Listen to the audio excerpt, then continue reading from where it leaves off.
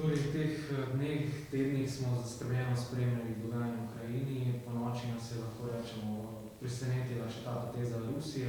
Kako vi komentirate to potezo in kakšno vaše sporočilo državljanom?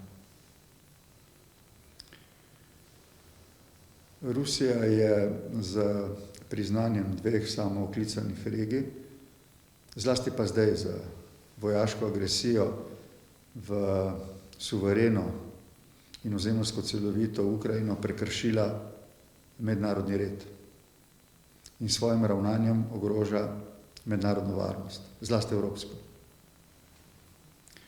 To Slovenijo, tako kot druge države, zelo skrbi.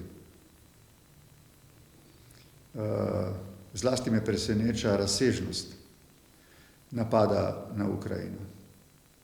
Ga pa zdaj poskušam razumeti v kontekstu izjave, eno uro dolge izjave predsednika Putina, preden je podpisal odlok, ki je skrb vzbujajoča.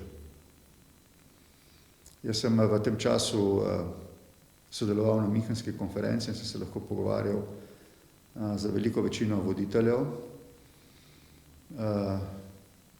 Nekaj vam bom pa rekel. Danes v teh okoliščinah, ko je Rusija storila nekaj, kar v fundamentu, v temelju ogroža mednarodni mir in varnost, zlasti evropski mir in varnost, je težko govoriti o mirni rešitvi spora, o dialogu in diplomaciji, vendar bi kot predsednik Republike Slovenije rad pozval predsednika Putina, Rusko federacijo, da takoj prekine sovražne dejavnosti, da ustavi uporabo sile in da da priložnost diplomaciji.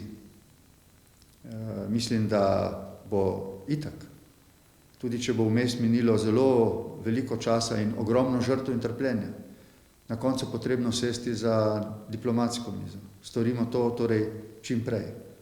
Glede na to, da je predsednik Rusije po letu 2014, ko je prelomil svojo obljubo glede tega, da ne bo okupiral Krima, zdaj prelomil tudi svojo obljubo, da ne bo vojaško posegal v suvereno Ukrajino, se mi zdi, da je dolžnik mednarodnemu miru in varnosti in da lahko okrepi neko verodostojnost in vzpostavi neko temeljno zaupanje samo, če takoj ustavi vojaške operacije in ponudi priložnost dialogu. V tem primeru se mi zdi, da bi bilo koristno, če potem tako priložnost izkoristimo. Seveda pa mora sedaj on povleči to potezo. Ste že omenili, gre za tektonski premik v zunanji politiki, kar nekaj histerije je to prineslo, nekateri že govorijo o koncu Evrope, kot jo poznamo.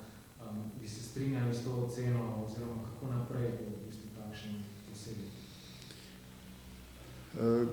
Glede na to, da je prišlo do vojaške operacije takih razsežnosti potem, ko je bilo podpisana listina o priznanju dveh samooklicanih regij in da se je odločila Ruska federacija priznati obe regije izven, čez meje frontne linije. Ne moremo danes za gotovostjo napovedati, kako se bodo razvijali dogodki. Moramo biti pripravljeni tudi na to, da se bodo razvijali slabše od naših pričakovanj, zlasti pa od naših želja. Zato je, še enkrat ponavljam, v teh okoliščinah, ko je zelo težko razmišljati o miru in mirnem reševanju sporov, to pravzaprav edina možnost, da se izognemo nečemu, kar bi bilo zares nepredvidljivo, polno trpljenja, solza in človeških žrtev. Skrbi me, ker se lahko ta zadrga, če želite, problemov, sovražnosti, agresije nadaljuje vse od Ukrajine južno, preko Moldavije, Gruzije, vse do naše bližine, do Zahodnega Balkana. Na Zahodnem Balkanu je še vedno mir, še vedno prevladuje varnost in čeprav z omejenim zaupanjem tudi dialog med vsemi voditelji in narodi. Kot predsednik republike in kot nekdo, ki se je zdaj res 11-12 let intenzivno, mislim, da iskreno pogovarjal z vsemi, zato da bi ohranili in okrepili ta mir, pozivam vse, da storijo vse, da se izognejo izjavam ali ravnanjem, ki bi kakorkoli spodkopavale naše medsebojno zaupanje in da z dialogom rešimo vsa odprta vprašanja in tako na ta način preprečimo, da bi zaradi poslabšanja zaupanja tudi na Zahodnem Balkanu lahko pravzaprav videli neke vzporednice vse od severovzhoda do jugovzhoda.